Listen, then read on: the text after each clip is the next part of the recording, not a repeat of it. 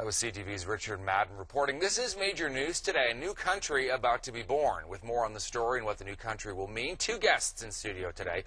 Joelle Zahar is with the University of Montreal's Political Science Department. Kyle Matthews is with Concordia's Institute for Genocide and Human Rights Studies. The vote is expected to be announced only next month, but really the outcome not in any doubt. It's supposed to be massively in favor of a yes.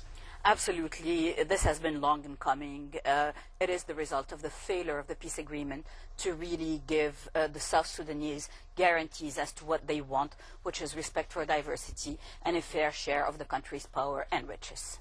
We know this country has had a long and violent history, a civil war for decades that killed millions of people, and there was some expectation that in the lead up to this vote there would be violence. So far that doesn't seem to be happening.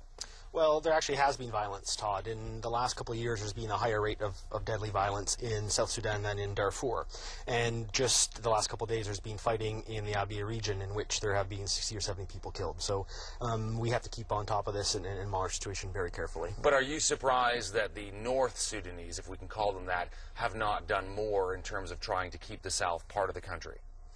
Well, I think we have to keep an eye, because it's a referendum and the whole world's media is on Sudan right now, but I think we really have to keep an eye on what's going on in the next couple of months, because that's going to be a situation when disagreement over sharing revenue over oil is really going to come to the forefront. We're taking a look at a map here, and you see the huge size of the country. Darfur, of course, has been in the news a lot in the last decade. South Sudan is the one that would separate and form its own country. The current president of Sudan, Omar al-Hassan Bashir, wanted on war crimes at the International Court, accused of stealing oil money and whatnot. He seems resigned to losing the southern part of his country.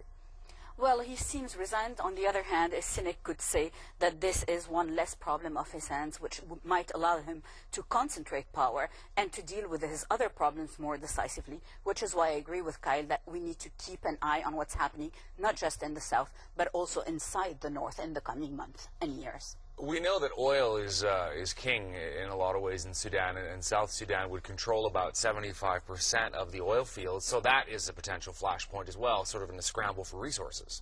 Well, it is a flashpoint because most of the oil wealth is actually in South Sudan, but it has to be exported through northern Sudan to get to the port, to Chinese customers and other international customers. So that will continue to be a source of friction, I believe, over the next, until they find a peaceful resolution if they do become independent.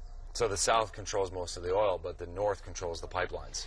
It might be a source of friction. It might also be a reason for both of them to actually try and overcome some of their differences, because they absolutely need each other to survive. Let's talk a little bit about the future prospects of this country.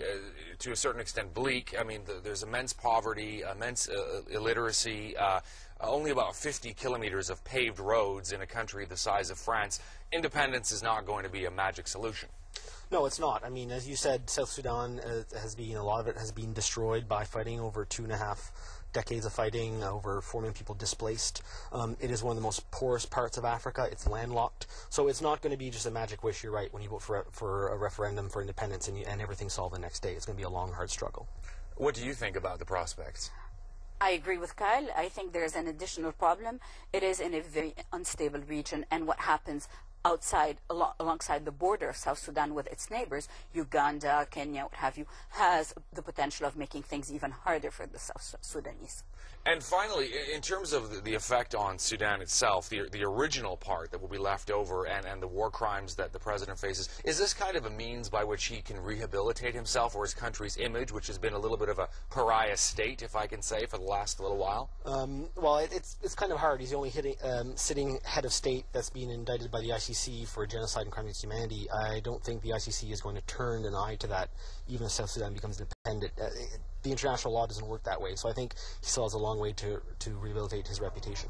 Does it help the image of Sudan, though, if this situation is allowed to happen relatively peacefully, with the exception of some violence, but in other words, if the North doesn't try to keep the South, doesn't move the military, and if there's no fighting between the two countries? It might help. I think what might be much more important is to see how he deals with Darfur after that, how he deals with other deadlines that have to be respected as part of the peace agreement, and how he deals with the flashpoint, which is the issue of Abyei. I want to thank both of you for coming in, and hopefully as this vote progresses in the next couple of weeks, we can have you back. Thank you. Thank you very much, Tom. We'll be right back. CTVMontreal.ca for the latest. Latest news, plus join the discussion and get instant updates through Facebook and Twitter. Stay informed and stay in touch.